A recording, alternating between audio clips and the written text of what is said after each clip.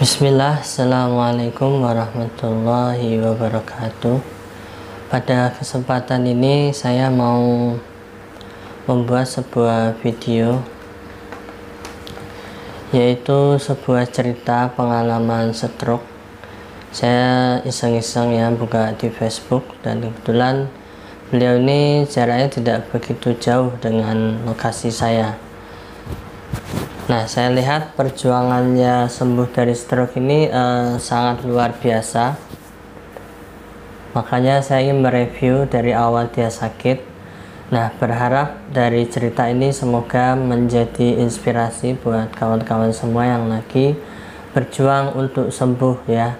Baik itu stroke atau saraf kejepit. Hampir-hampir sama awal penyebabnya itu karena masalah saraf ya. Oke, langsung saja saya mulai. Ini akun Facebooknya jika kalian mau lihat sendiri. Di sini saya mereview dari awal sakit sampai dia ada perubahan yang sangat-sangat signifikan. Itu dengan metode dan cara yang alami saja ya. Awal mula sakit itu dia di sini pada 10 Agustus.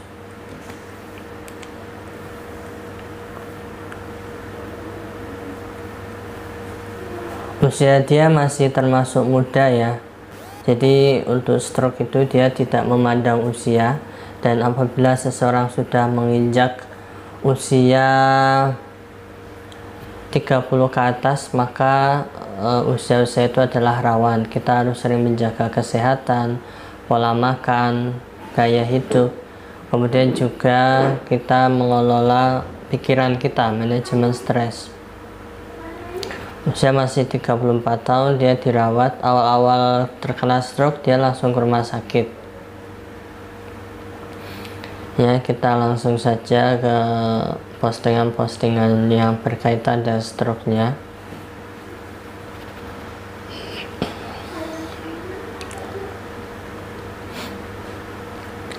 Nah, di sini September ya, dia sakit Agustus, dan dia nulis status memori di bulan kemarin ya. Semoga lebih baik dan normal kembali.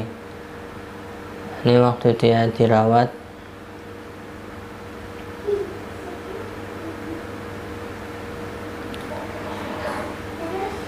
Jadi memang untuk stroke, jikalau sudah tiba-tiba mati rasa atau merasakan gejala tiba-tiba lemas, ambruk gitu ya, maka emang alangkah baiknya kita langsung ke rumah sakit dulu untuk mendapatkan penanganan medis. Nah, setelah penanganan medis nanti untuk pengobatan atau istilahnya terapi-terapinya kita lakukan sendiri di rumah sambil dipantau dengan kontrol atau dokter yang kita pilih.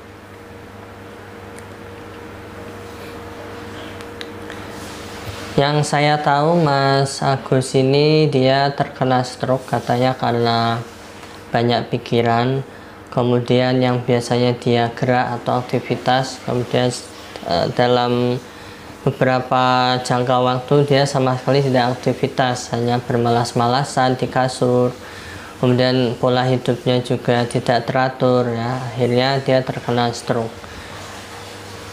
Mungkin juga karena faktor lain ya, mungkin dari genetiknya juga bisa, atau biasanya seseorang yang stroke karena punya riwayat kolesterol tinggi ya, seperti ibu D saya kemarin itu dia mengalami stroke karena emang kolesterolnya tinggi. Ini kondisi dia waktu dirawat. Oke, kita lanjut ke atas. Nah, di sini dia sudah mulai terapi di rumah. Ini awal-awal dia jalan, posisi kepalanya juga miring ya, tidak bisa seperti orang normal. Tangan kakinya ini bisa dibilang stroke semua badan ini ya, masih muda sekali beliau.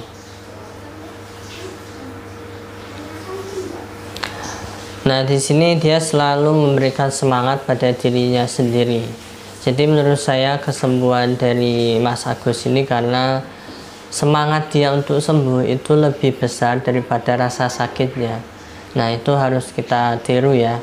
Seseorang yang sakit apa saja, di saat dia punya semangat, maka insya Allah penyakit itu akan pergi atau bisa sembuh dengan sendirinya dengan hormon endorfin. Awal-awal dia terapi, dia sering update status untuk menggerakkan. Jadi gimana caranya seorang stroke itu jangan sampai dia berdiam diri. Jadi emang harus banyak melakukan gerakan-gerakan seperti jalan atau aktivitas lainnya yang masih dia mampu. Jadi harus sambil dipaksa. Terus ini terapi awalnya dia berdiri di semacam ini ya, terapi kaki itu. Ini kalian cari banyak ini. Atau pakai sendal terapi gitu juga bisa. Dan masuk ke atas. Nah, di sini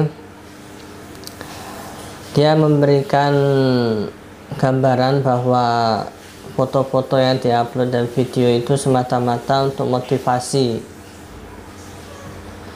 bagi mereka-mereka yang punya kasus sama seperti dia, selalu semangat dan pantang menyerah. Ya, ini aktivitas paginya kita lihat dia bersama istri naik sepeda, kemudian juga jalan pakai walker ya. Di awal-awal dia sakit dia masih pakai walker.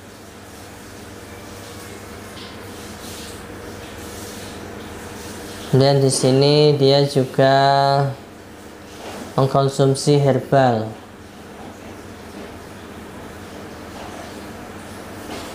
Untuk herbalnya yang saya lihat ini daun kebu ya, daun kebu. Kalian bisa searching aja di Google. Daun karet kebu. Nggak tahu namanya di tempat kalian apa, tapi kalau di sini ya namanya ini daun karet kebu. Ini saya juga pernah dengar cerita daun karet kebu ini manfaatnya banyak ya, untuk asam lambung bisa, kemudian juga untuk penyakit stroke, saraf kejepit. Intinya penyakit-penyakit dalam dengan daun karet kebu ini bisa dimanfaatkan. Kalian bisa searching. Untuk cara pengolahan karet kebu ini setahu saya cuma mengambil beberapa lembar, misalnya 3 lembar daun, kemudian kalian rebus dengan air bersih, air putih ya, sampai mendidih. Nah, kemudian sisakan di air mendidihnya itu sekitar 1 gelas. Jadi yang diminum itu air rebusannya ya, cukup sehari sekali setahu saya. Nah, ini terapi-terapi yang dilakukannya. Awal-awalnya dia minum ini karet kebu, kemudian dia menambah sari kurma untuk daya tahan tubuh, emang bagus.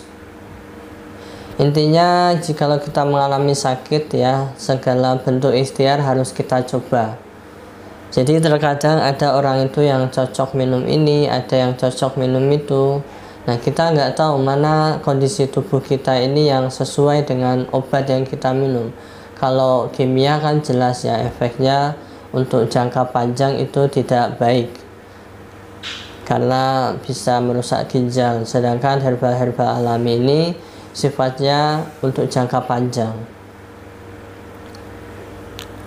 Jadi yang diminum awal-awal itu daun karet kebo, sari kurma, adabi, cari di internet banyak. Jalan-jalan, kemudian yang ini juga penting ya, jemur di pagi hari. Ini juga dulu dilakukan bapak saya waktu sakit saraf kejepit. Jadi berjemur di sinar matahari itu emang bagus untuk vitamin D. Usahakan jam 7 sampai jam 9. Dan bagusnya lagi sebenarnya ini dilepas bajunya, jadi biar mataharinya masuk ke tubuh. Kemudian sambil melakukan gerakan-gerakan senam ringan ya. Ini juga berlaku untuk pasien saraf kejepit ya, karena stroke dan saraf kejepit itu masalahnya sama, yaitu saraf. Bedanya kalau saraf kejepit dia lebih fokus di tulang belakang, kalau stroke yang diserang adalah otaknya.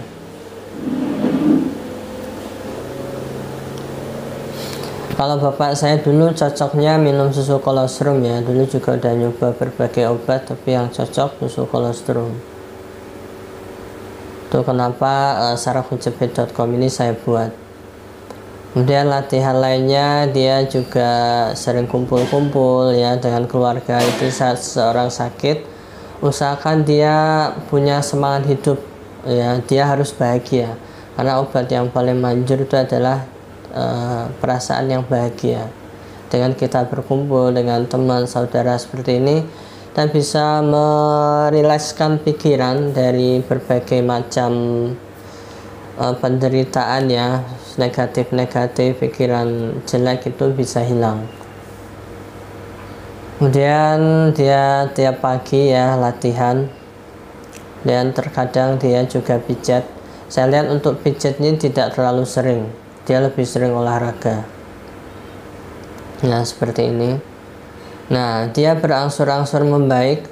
Dari awalnya dia pakai walker ya, ini sekarang dia sudah bisa jalan.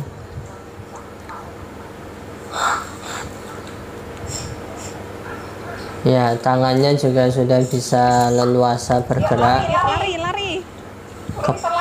Kepalanya juga. Ya, di sini luar biasa seorang perjuangan istri menemani waktu sakit.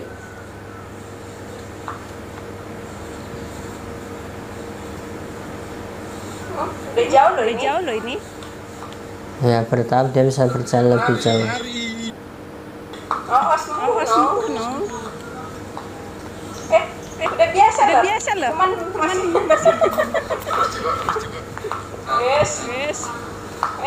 sembuh. Masa kerja ini. Kalau dilihat dari suaranya juga pengaruh ya, suaranya agak melo gitu tapi tidak begitu. Ya, dan berangsur-angsur dalam waktu Agustus, ini September tanggal 14 dia sudah banyak perubahan. Jadi gimana caranya orang yang terkena stroke, gejala stroke awal apalagi masih muda, usahakan langsung cepat ditangani. Nah ditanganinya itu dengan metode-metode alami, terapi mandiri di rumah. Jadi kita jangan mengandalkan orang lain, tapi yang paling terpenting adalah diri kita sendiri untuk melawan penyakit ini. Kemudian dia ini ya rutin minum ini karet kebo ini, jadi jangan lupa ini yang dirutinkan oleh beliau untuk pengobatan penyakit dalam. Kemudian kita lihat lagi ini dia sering latihan jalan. Nah di sini awal dia terkena stroke dulu karena malas, pengen tidur aja, mau gerak susah, berat pikiran. Jadi orang yang punya pikiran emosi negatif itu mempercepat penyakit yang ada dalam tubuh. Kemudian dia merasakan kesemutan yang tidak kunjung sembuh, berbicara agak pelo, saraf tegang. Dan ini intinya dia berpesan harus bersabar dengan ekstra. Segala penyakit ya itu harus bersabar. Ini mungkin foto dia waktu belum sakit. Dan di sini dia latihannya seperti ini yang kita lihat. Jongkok, dia naik, latihan sederhana sekali. Toh misalkan di rumah sakit pun untuk fisioterapi stroke juga rata-rata yang diarahkan oleh terapisnya adalah gerakan-gerakan seperti ini ya. Yang penting diawasi. Jadi seorang pasien stroke jika sedang terapi sendiri di rumah tetap diawasi, karena mungkin takut dia tiba-tiba drop atau dia jatuh ya, maka harus segera mendapatkan pertolongan. Nah di sini kita lihat ada satu tambahan, yaitu dia membeli sebuah herbal ya. Herbal ini setahu saya namanya itu Tong Maidan. Kalian bisa cari di Tokopedia. Itu kayaknya harganya sekitar 50 ribuan. Cuma ini obat Cina ya, obat Cina itu ini nggak ada BPOM nya, jadi ya terserah kalian, monggo kalau mau beli ya minum ini emang setahu saya Tong Maidan ini banyak terkenal dalam proses pemulihan saraf, banyak diminum dan testimoninya juga lumayan, ini banyak yang cocok. Cuma yaitu dia belum BPOM, belum halal MUI, jadi ya resiko silakan kalian pikirkan sendiri, mungkin nanti efek tiap orang berbeda. Dan waktu sakit dia banyak mengkonsumsi sayuran. Daun kelor ini juga bagus, dia terkenal untuk penyembuhan berbagai penyakit, kanker, stroke ya terus salah satunya. Jadi diolah sama sayuran, dimasak, diolah kayak bikin bayam gitu ya, jangan bening kalau orang Jawa bilang. Oke, kita lanjut pada hari-hari berikutnya. Dia bilang obat Cino, karet kebo, jahe sereh, ini mungkin pengganti minuman tehnya ya. Kemudian garam gosok dan selalu ikhtiar. Garam gosok ini apa ya?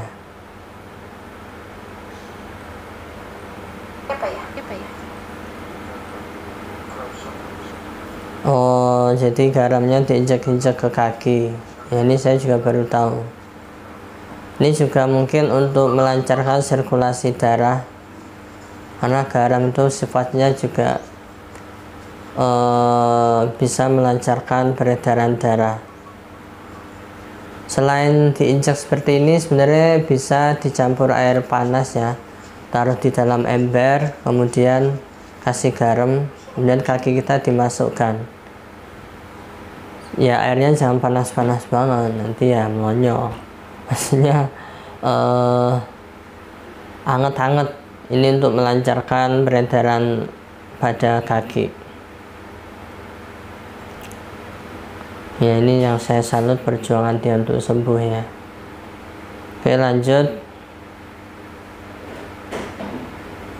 Ini dia sampai ketiduran, mungkin capek ya, jadi harus berbanyak istirahat. Jadi kalau bisa ya istirahatnya lebih banyak daripada latihannya, diimbangi lah intinya. Segala sesuatu itu jangan terlalu berlebihan dan jangan terlalu sedikit. Oke, di sini 21 September kita langsung saja. Dia punya harapan bisa bekerja seperti orang lain ya. Dia sampai memvideokan. Atau mungkin ini dia yang jualan ya. Oh ya, ini dia yang jualan nih, waktu dia belum sakit.